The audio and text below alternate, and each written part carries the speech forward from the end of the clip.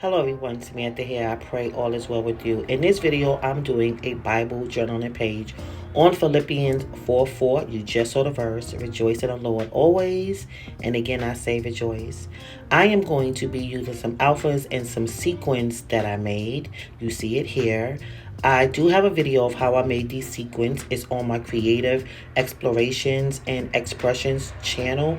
So I will leave the link to that video in the description section of this video. Yes, so that's it. This Bible journaling page is very simple and easy, but so very, very cute.